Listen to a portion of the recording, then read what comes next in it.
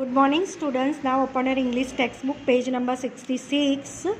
So, yesterday I was explaining the first and second paragraph. Today I will start about the paragraph 3. Born on December 22, 1887 in a poor family in Erode, Tamil Nadu, Ramanujan was interested in maths right from childhood. मतलब रामानुजन का born कब हुआ था, जन्म कब हुआ था, 22 दिसंबर को, और कौन सी साल में, 1887 में ईरोड गांव में हुआ था, जो तमिलनाडु में आया हुआ है. Okay. He demonstrated unusual mathematical skills at school, winning accolades the award. By the times he was 14, he could solve problems in trigonometry, which even college students could not. Okay. जब मतलब डेमोन्स्ट्रेटेड का मतलब क्या होता है, show करना. मतलब उनका वो अनयूजुअल का मतलब होता है अनकॉमन, मतलब जो किसी का कॉमन नहीं है वही मैथमेटिक्स में वो शो करता था. मतलब उनकी जो स्किल होती है, टैलेंट, वो दिखाता था. और हर में वो विनिंग होता है. एकॉल्ड का मतलब है उसको अवार्ड भी मिलता था और वो विनिंग भी होता था. वो क्योंकि मैथ्स में वो बहुत इंटेलिजेंट था, उसमें वो टैलेंट था जो किसी में नहीं था. मतलब वो हर चीज़ जीतता था, अवार्ड भी जीतता था. और उसने 14 ईयर्स की उम्र में सारे प्रॉब्लम्स जो ट्रिग्नोमेट्री में आते हैं, ट्रिग्नोमेट्री क्या एक मैथ्स की एक ब्रांच है जिसमें साइड्स और एंगल की डीलिंग करते हैं ना. साइड्स होती है और एंगल्स होता है, उसको बोलते हैं ट्रिग्नोमेट्री. ओके. तो वो बच्चों को, जो बड़े बच्चे उनको आता नहीं था, वो 14 ईयर्स का था, तो वो कॉलेज के बच्चों के कंपैरिजन में वो ट्रिग्नोमेट्री के सम्स करते थे. ओके. तो उनको श्रीनिवास रामानुजन को इतना, मतलब 14 ईयर्स की उम्र में भी वो सारे ट्रिग्नोमेट्री के सम्स वो कॉलेज की स्टूडेंट्स को नहीं आता था, वो सॉल्व कर देता था. Strange as it may sound, the school boy who stood first in his class and could not teach trigonometry to students in college was unable to secure pass mark in any subject other than mathematics when he entered the college. मतलब जब strange का मतलब क्या होता है, odd.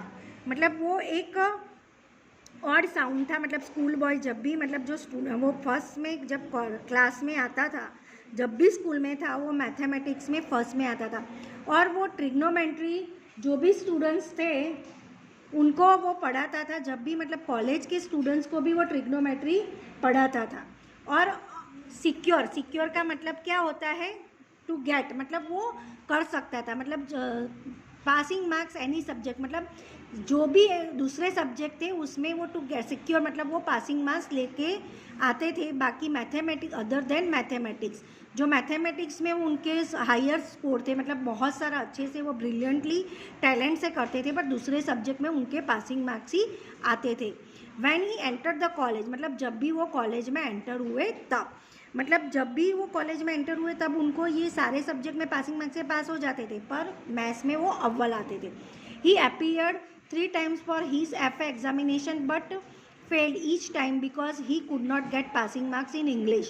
मतलब वो first year examination में फेल हो गए थे और 3 times, मतलब उनको 3 times एग्ज़ाम देनी पड़ी थी बिकॉज वो इंग्लिश में पास हुए नहीं थे.